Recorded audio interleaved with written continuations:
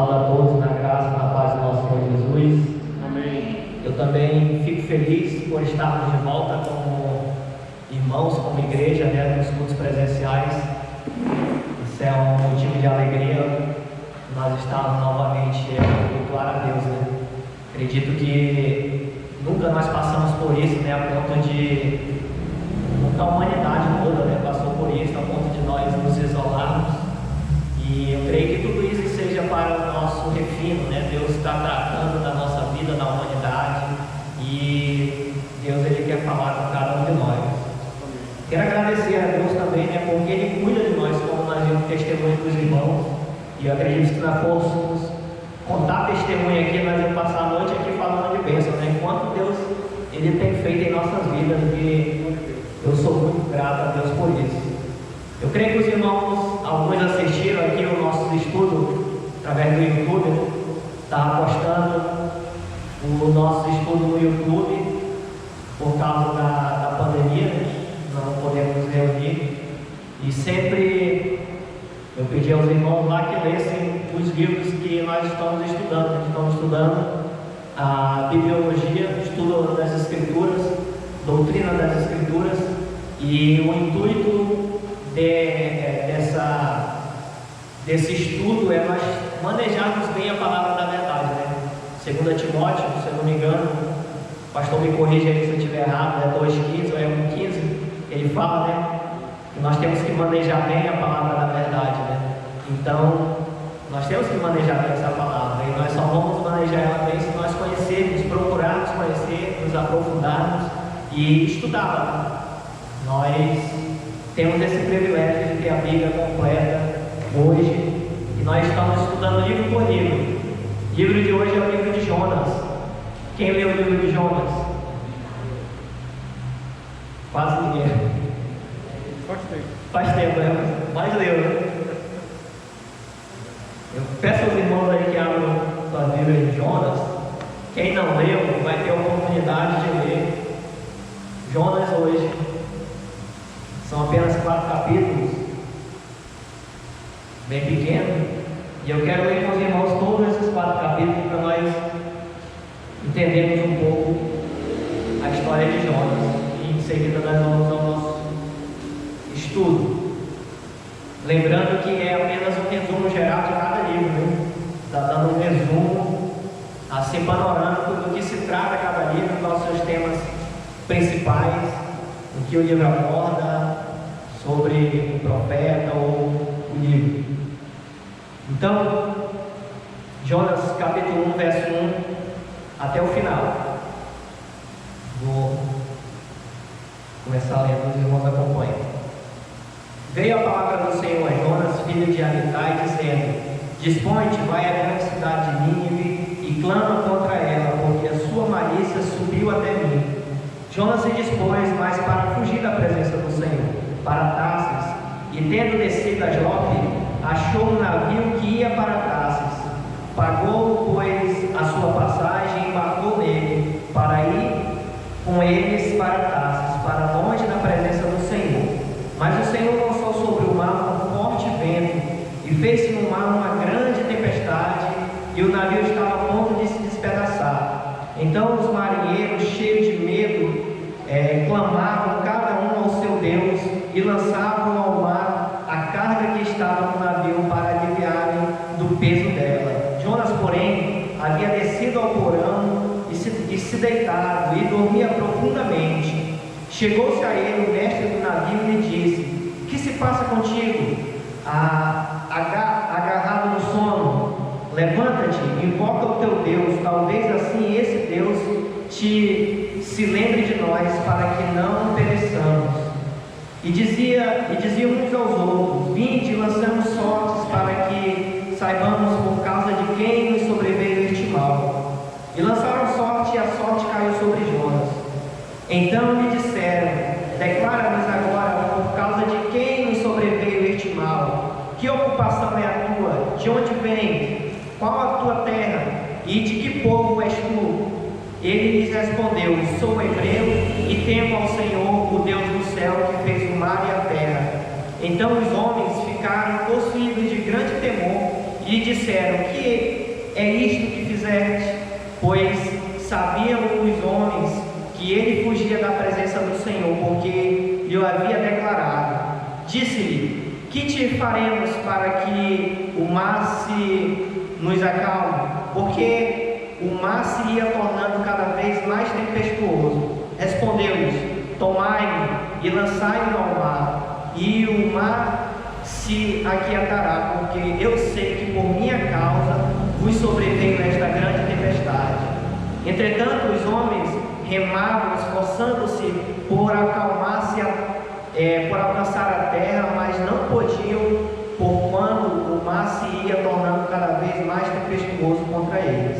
Então clamaram ao Senhor e disseram: ah, Senhor, rogamos-te que não pereçamos por causa da vida deste homem, e não faças cair sobre nós este sangue, quanto a nós inocentes, porque tu, Senhor, fizestes como te aprouve. Levantaram a Jonas e o lançaram ao mar, e cessou o mar da sua fúria.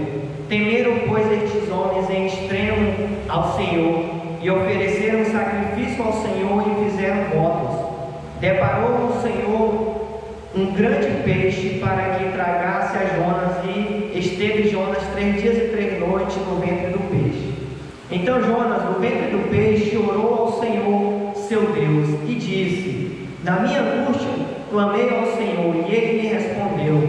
Do ventre do abismo gritei, e tu me ouvistes a voz, pois me lançaste no profundo, no coração dos mares, e a corrente das águas me cercou. Todas as tuas ondas e as tuas vagas passaram por cima de mim. Então eu disse: lançado estou de diante dos teus olhos. Tornarei porventura a ver o teu santo templo? As águas me cercaram até a alma, o abismo me rodeou, e as águas se enrolaram na minha cabeça. Desci até os fundamentos dos montes, desci até a terra, cujos ferrolhos se correram sobre mim para sempre. Contudo fizeste subir da sepultura a minha vida, ó Senhor meu Deus. Quando dentro de mim desfalecia a minha alma, eu me lembrei do Senhor e subi a ti a minha oração no teu santo templo. Os que se entregam à idolatria vã abandonam aquele que lhes é misericordioso, mas com a voz do agradecimento eu te oferecerei sacrifício. O que voltei pagarei. Ao Senhor pertence a salvação. Falou, pois, o Senhor ao peixe, e este vomitou Jonas da terra. Veio a palavra do Senhor segunda vez a Jonas, dizendo: dispõe-te, vai à grande cidade de Nínive e proclama contra ela a mensagem que eu te digo. Levantou-se, pois, Jonas e foi a Nínive, segundo a palavra do Senhor. Ora, Nínive era cidade muito importante diante de Deus, e de 3 dias para percorrê-la. Começou Jonas a percorrer a cidade, caminho de 1 dia, e pregava e dizia: ainda 40 dias e Nínive será subvertida. Os ninivitas creram em Deus e proclamaram um jejum, e vestiram-se de pano de saco, desde o maior até o menor. Chegou esta notícia ao rei de Nínive. Ele levantou-se do seu trono, tirou de si as vestes reais e cobriu-se de pano de saco, e assentou-se sobre a cinza, e fez proclamar e divulgar em Nínive, por mandato do rei e seus grandes: nem homens, nem animais, nem bois, nem ovelhas provem coisa alguma, nem os levem ao pasto, nem bebam água, mas sejam cobertos de pano de saco, tanto os homens como os animais, e clamarão fortemente a Deus, e se converterão cada um de seu mau caminho e da violência que há nas suas mãos. Quem sabe se voltará a Deus e se arrependerá e se apartará do furor da sua ira, de sorte que não pereçamos. Viu Deus o que fizeram, como se converteram do seu mau caminho, e Deus se arrependeu do mal que tinha dito que lhes faria e não fez. Com isso, desgostou-se Jonas extremamente e ficou irado, e orou ao Senhor dizendo, e disse: Ah, Senhor, não foi isso o que eu disse estando ainda na minha terra?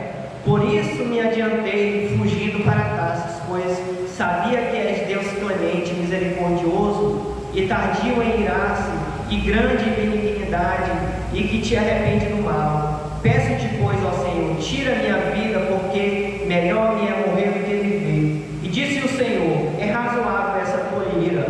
Então Jonas saiu da cidade e assentou-se ao oriente da mesma, e ali fez uma enramada e repousou debaixo dela, à sombra, até ver o que aconteceria à cidade. Então fez o Senhor Deus nascer uma planta que subiu por cima de Jonas, para que fizesse sombra sobre a sua cabeça, a fim de o livrar do seu desconforto. Jonas, pois, se alegrou em extremo por causa da planta, mas Deus, no dia seguinte, ao subir da água, enviou um verme, a qual feriu a planta e esta secou. E em nascendo o sol, Deus mandou um vento calmoso oriental. O sol bateu na cabeça de Jonas de maneira que desfalecia, pelo que pediu para si a morte, dizendo: melhor me é morrer do que viver. Então perguntou Deus a Jonas: é razoável essa tua ira por causa da planta? Ele respondeu: é razoável a minha ira até a morte.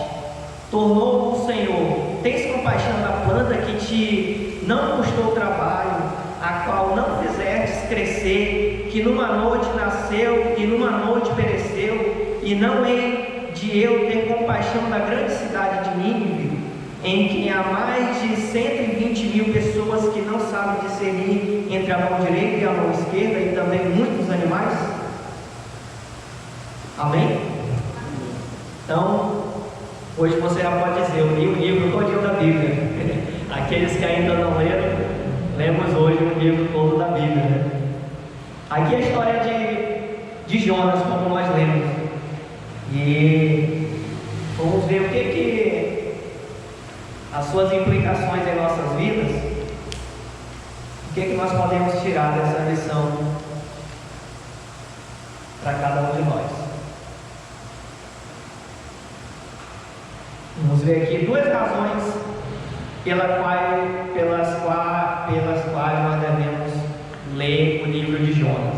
A primeira razão: o livro revela muita coisa a respeito de Deus, e o personagem principal não é Jonas, nem é o peixe, mas é Deus. Então, a primeira razão para que nós venhamos ler o livro de Jonas é que ele nos ensina muitas coisas a respeito de Deus. Nós podemos ver aqui no livro de Jonas a soberania de Deus, a misericórdia de Deus, a compaixão de Deus, o cuidado de Deus com os seus. Então, o livro ele revela muita coisa sobre Deus. Deus aparece em cada versículo do livro, agindo, interrogando, perguntando, respondendo. Então, nós vemos aqui a paciência de Deus com Jonas, né? Jonas irado, Jonas ali indignado porque Deus havia salvado os ninivitas, e interrogando a Deus: eu prefiro morrer do que ver isso, né? Indignado, e Deus: por que isso, né? Sempre com calma ali respondendo a Jonas. Então nós vemos aqui a misericórdia, né? Deus ele é tardio em irar-se. A verdade é que esse livro é sobre Deus, seu domínio, misericórdia, e sobre as pessoas que ele quer salvar. Então o livro de Jonas é um livro que vai falar exatamente sobre Deus. Nós temos na nossa mente uma ideia errônea que o livro de Jonas é a história de Jonas e o peixe. Quando nós ouvimos de Jonas, isso nós aprendemos na escola bíblica dominical. Pelo menos eu aprendi assim. Quando falava de Jonas, vinha logo na minha mente Jonas e o peixe. Jonas e a baleia, né? Alguns dizem que é a baleia. Mas, na verdade, o livro ele fala mais de Deus do que do próprio Jonas, ou até mesmo do peixe, né? A segunda razão pela qual nós devemos estudar é que Jesus menciona Jonas como um tipo de Cristo. Jonas ele é mencionado em Mateus 12, 38 a 41. Quem puder abrir aí, por favor. E Mateus Mateus 12, do versículo 38 ao 41. E Jesus ele vai mencionar o profeta Jonas. Acredito que o pastor recentemente leu sobre isso, né?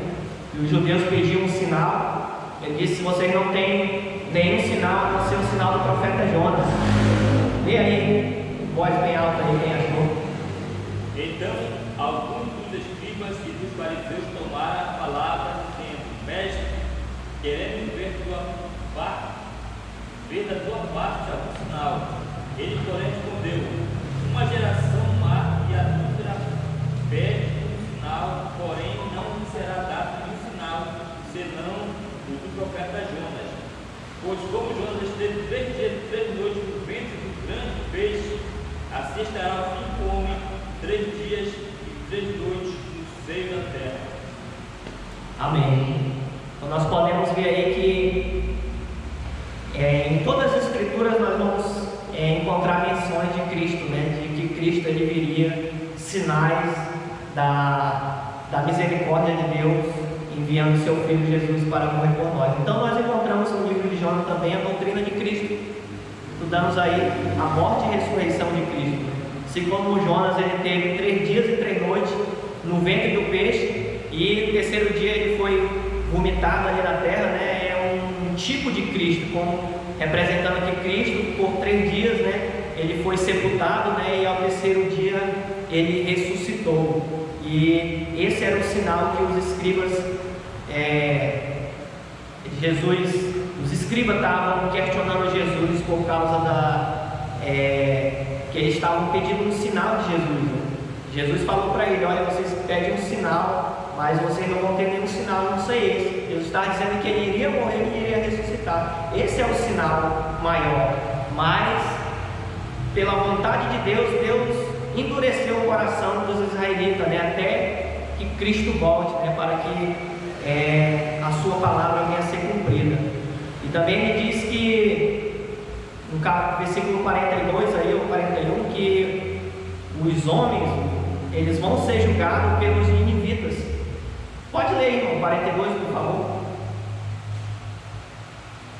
A rainha do meio-dia se levantará no dia do juízo com esta geração e a condenará, porque veio dos confins da terra para ouvir a sabedoria de Salomão. Aqui está, porém, quem é maior que Salomão. Baixa 41 aí, por favor. Os ninivitas ressurgirão do juízo com esta geração e a condenarão, porque se arrependerão com a pregação de Jonas. Porque se arrependeram com a pregação de Jonas. Aqui, porém, está quem é maior que Jonas. Exatamente. Olha que grande ensinamento nós temos aí, né? Jesus falando que os próprios ninivitas iriam julgar, porque eles receberam maiores sinais do que o ninivita. O ninivita, apenas uma pregação, todos eles se converteram, uma cidade toda se converteram com uma pregação. Mas eles viram grandes sinais, né? Grandes prodígios. E Cristo falou: aqui está quem é maior do que Jonas, né? Que é capaz de fazer muito mais. Então nós vemos aí o estudo de Cristo também. Então essa é uma das razões pelas quais nós devemos estudar o livro de Jonas. Vamos ver um pouquinho aqui sobre o profeta, né? Embora o livro não identifique o autor, a tradição atribui o próprio profeta, como indica em 2 Reis 14, 25. 2 Reis 14, 25, ele vai dizer lá que Jonas era daquele tempo, né? Jonas era filho de Amitai e um nativo de Gat-Efé, um vilarejo situado a 5 quilômetros em direção ao norte de Nazaré, dentro das fronteiras das tribos de Zebulon. O nome Jonas significa mensageiro. É claro que aqui para nós às vezes pode ser até um palavrão, mas significa pombal, de pombo, né? Pombo quer dizer mensageiro, né? Então, o nome de Jonas tem esse significado, mensageiro. Quanto ao caráter, ele é apresentado como obstinado, irritado, mal-humorado, impaciente, por seu hábito de viver somente com seu plano. Politicamente é óbvio que ele era um amante leal de Israel e um patriota. Religiosamente, ele professava um temor ao Senhor como Deus do céu, o Criador do mar e da terra, mas sua primeira desobediência internacional, sua posterior e sua relutante obediência e a sua ira sobre a misericórdia aos ninivitas revelam obviamente incoerências na aplicação da sua fé.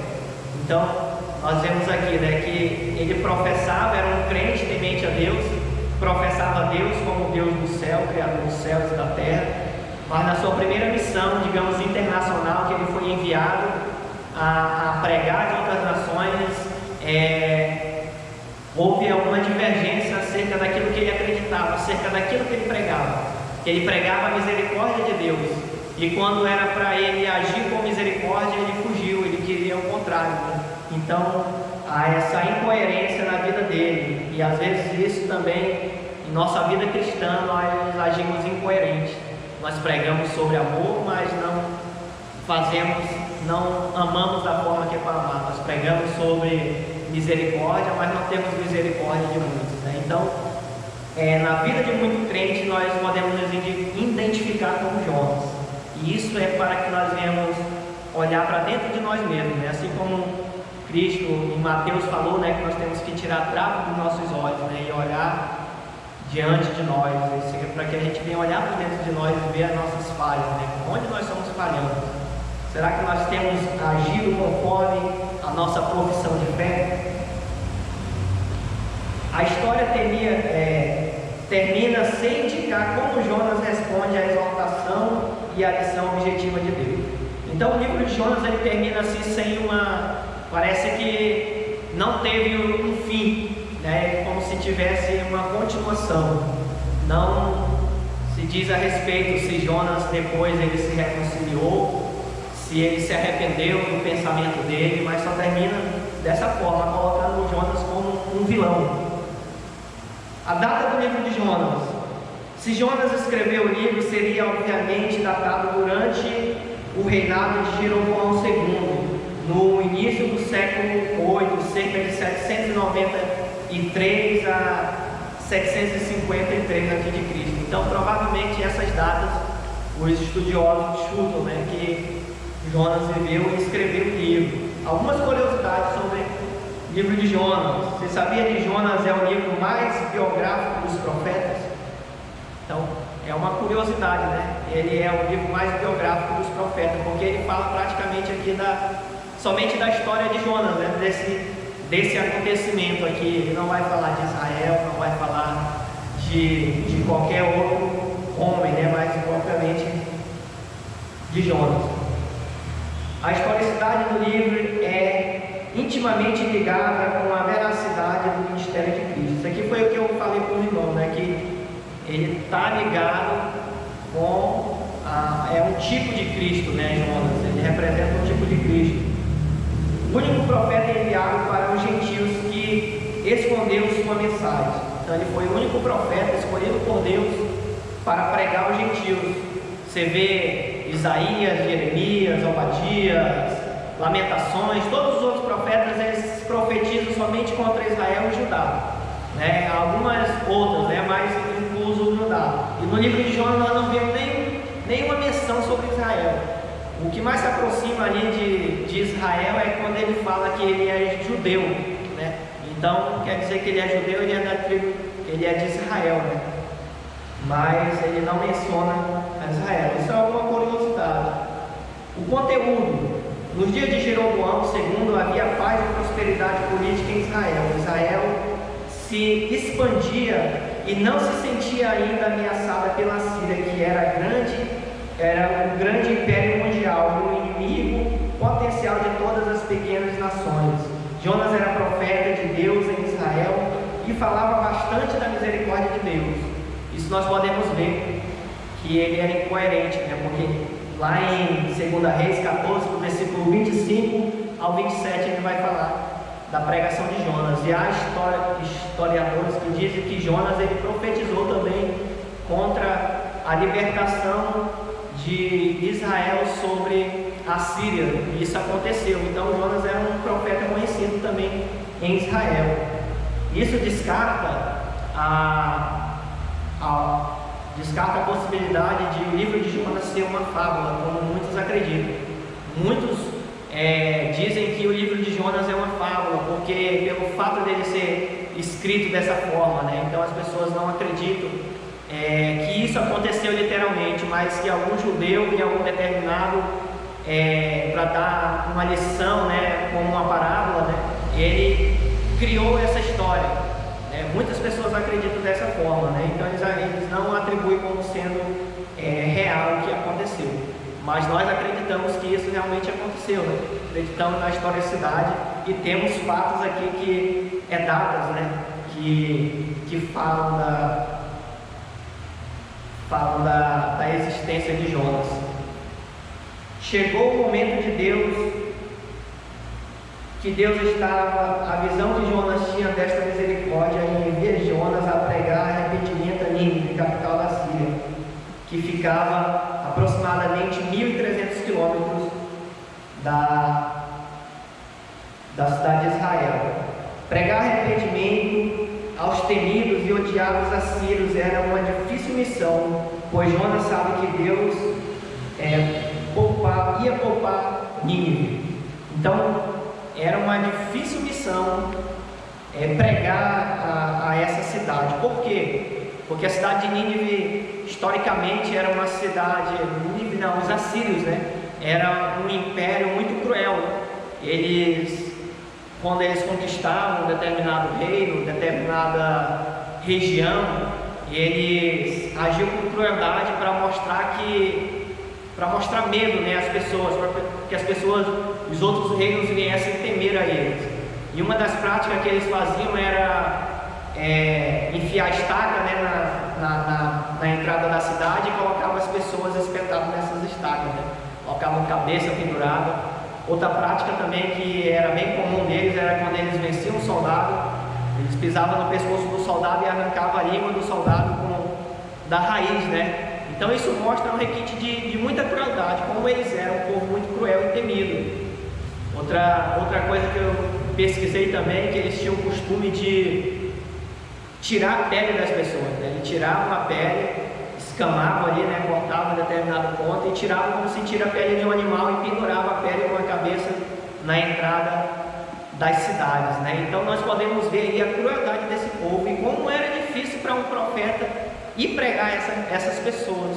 Eu creio que o sentimento de Jonas, né, de não querer a misericórdia de Deus sobre esse povo, era o sentimento de ira mesmo, que ele queria que esse povo pagasse pela sua crueldade, porque eles já tinham invertido contra Israel, já tinham em algum momento, né, invertido sobre o reino do norte.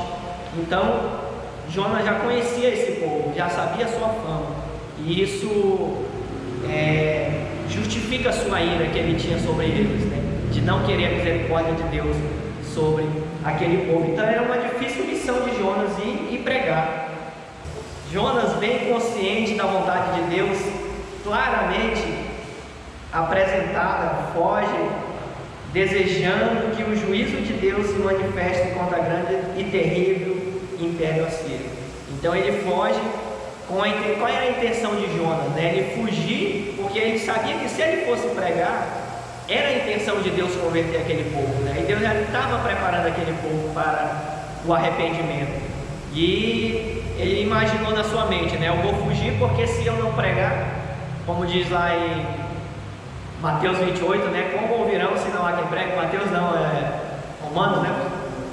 Romanos 12, 28, né? Como ouvirão se não há quem pregue, né? Então, a fé vem pelo ouvir e ouvir a palavra de Deus. E ele pegou isso, né? Ele imaginou, se eu não pregar, eles não vão ouvir, não vão se converter. E Deus vai derramar a ira dele sobre aquela cidade, né? Será que ele era bacana? Ele queria que eles fossem destruídos mesmo. Deus novamente vocaciona Jonas para a mesma missão. Jonas levantou-se e foi.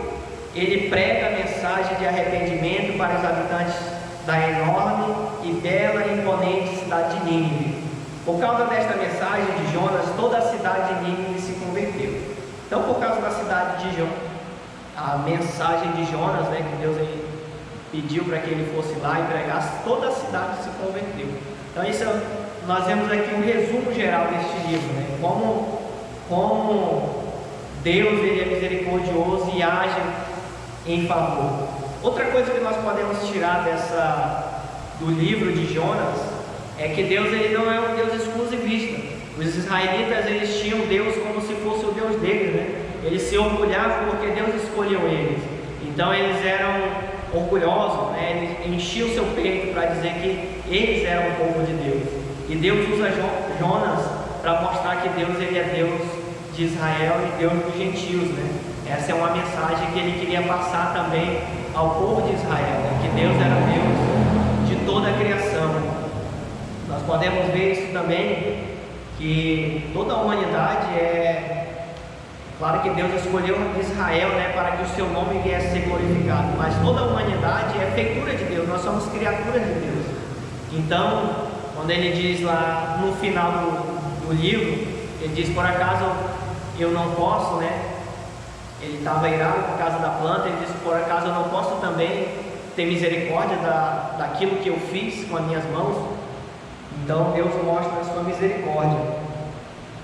Os temas centrais do livro de Jonas, separei aqui provavelmente três temas centrais do livro de Jonas. O primeiro tema central do livro de Jonas é a soberania de Deus. Nós podemos enxergar a soberania de Deus sobre a criação. Todos nesse livro obedecem a Deus. Nós podemos ver aqui, Jonas diz: servo de Deus que fez o mar e a terra, né? Então, como nós vimos e cremos, Deus ele criou os céus e a terra. Lá no início, em Gênesis ele diz, né? Ele criou Deus, os céus e a terra, né?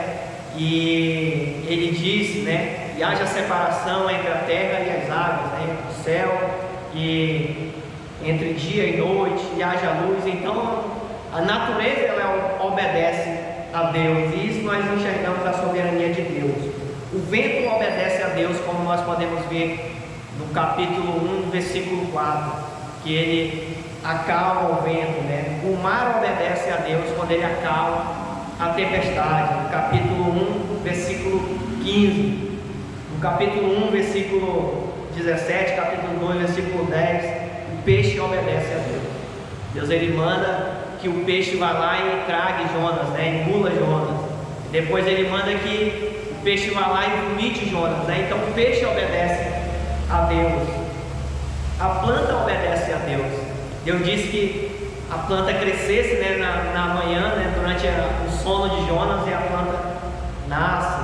O verme obedece a Deus. Quando Deus diz: vai lá e lança teu veneno nessa planta, e a planta obedece. Mas uma coisa curiosa, a única pessoa que não obedece a Deus é o crente, que é Jonas. Toda a natureza obedece a Deus. A água, o mar, as plantas, os vermes, os animais. Mas aquele que era para obedecer, que declara crente, né, que crê no Deus que criou os céus e a terra, não obedece, que foi Jonas. E assim também às vezes nós somos dessa forma, assim como Jonas, né? Nós somos desobedientes a Deus. Deus ele manda na sua palavra, ele fala conosco, e nós agimos ao contrário daquilo que ele fala. Ou seja, nós estamos indo para Tarso e não para Nínive, assim como Jonas, né? Está indo no curso contrário, que é o curso de Deus. E Deus ele tem traçado um curso para cada um de nós, mas às vezes nós queremos fazer aquilo que é da nossa vontade, aquilo que nos agrada. Nós acabamos nos distanciando dos planos de Deus para nossas vidas. Amém?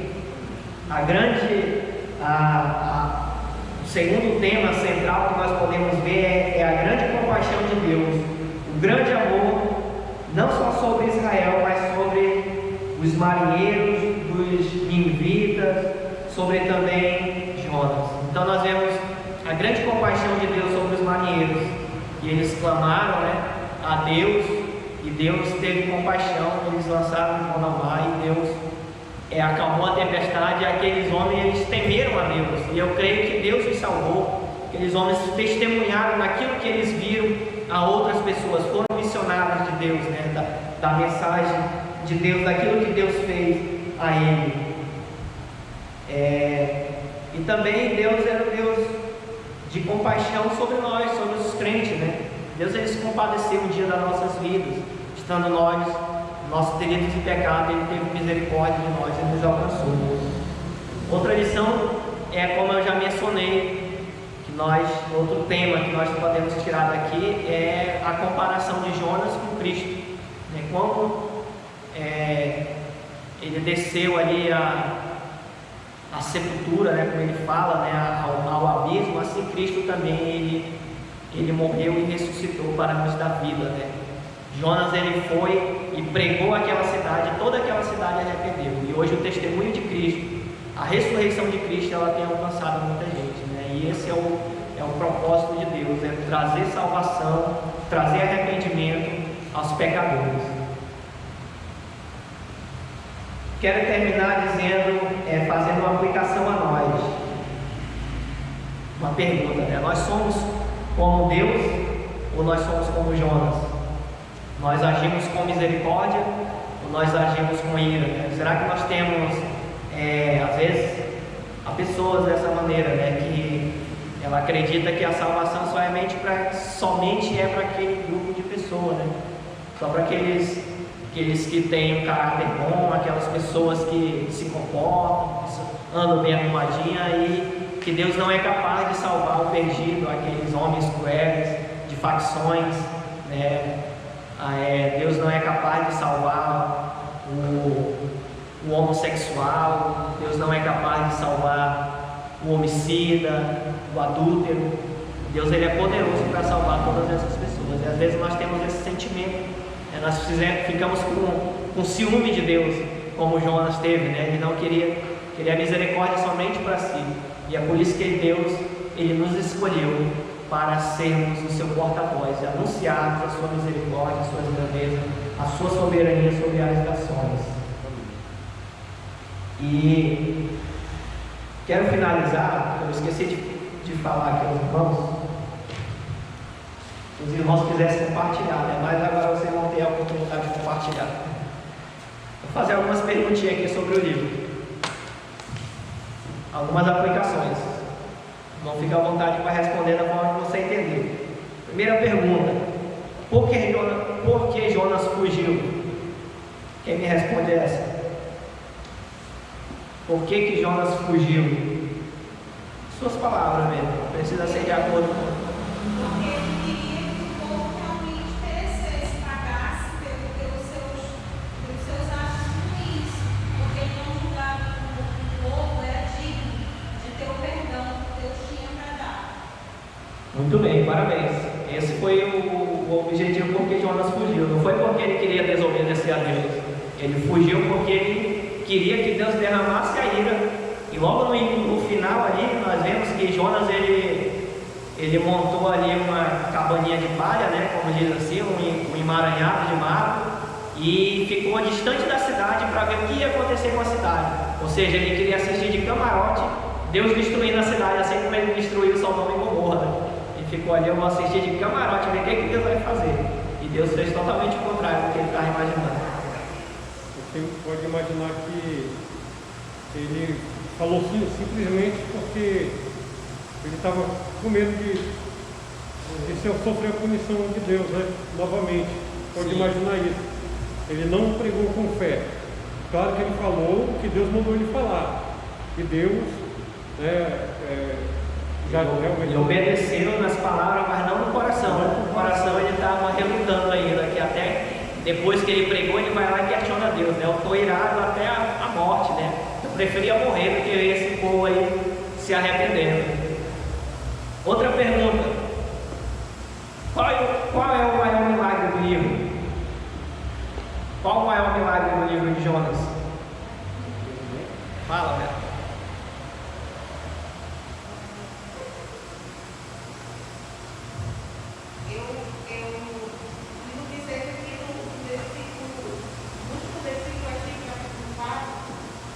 Quando ele fala que aquela grande cidade, mas 125 pessoas, eles se converteram, porque às vezes não sabiam que servia, que a direita não esquerda, e aquele povo todo se converteu. Exatamente, esse é o maior milagre do livro de Jonas, é a conversão dos perdidos, é a conversão, o arrependimento do pecador. E esse é o maior milagre na vida de um crente. Às vezes as pessoas imaginam, Deus está preparando o meu milagre. E quando ele pensa em milagre, ele só vem na mente dele, né, aquelas coisas extraordinárias, né, como o peixe engolindo Jonas. Geralmente muitos responderiam dessa forma, né? Qual é o maior milagre? Na escola bíblica tu vai responder isso com as crianças. Foi o Jonas, o peixe que engoliu Jonas. Mas o maior milagre, na verdade, é a salvação do perdido.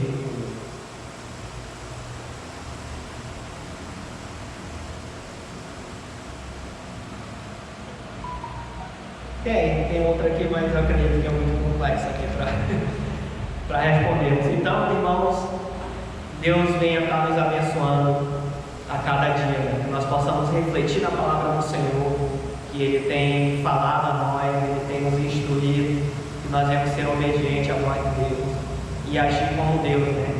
Eu já ouvi algumas pregações que induzem as pessoas a perguntar, e eu concordo com isso, né? O que Cristo faria no meu lugar?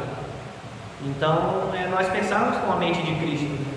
Paulo disse que nós temos que ter a mente de Cristo, uma mente renovada, né? Ou seja, a mente de Deus, né? E Deus, Ele é um Deus clemente, misericordioso. Em determinadas situações, nós temos que fazer, na verdade, essas perguntas a nós mesmos, né? O que Deus faria em meu lugar, né? Uma situação difícil. E eu creio que Deus, Ele vai nos iluminar para tomar a decisão certa. Bem, vamos orar e agradecer a Deus pela a sua palavra. Deus santo e querido, Deus bendito e misericordioso, grande é o Senhor, grande é o teu poder. Tu és soberano sobre a criação, sobre toda a terra, todo o céu, sobre todo o mar. Tu és soberano sobre as nossas vidas, Pai. E nós colocamos diante do Senhor, pedindo a Deus a tua misericórdia sobre as nossas vidas. Se nós temos agido, ó Deus, de forma que incoerente àquilo que nós pregamos, de forma contrária à tua palavra, perdoa-nos, Pai, tenha misericórdia das nossas vidas. Não nos deixe, ó Deus, desviar dos teus caminhos, mas dá-nos sabedoria que venha do Senhor para edificar as nossas vidas na tua presença, Pai. Eu te agradeço pela tua palavra, pelo estudo que o Senhor tem preparado a cada um de nós. E te pedimos, guarda-nos nesta noite, nos leve em paz aos nossos lares, em nome de Jesus. É o que eu te peço e te agradeço. Amém.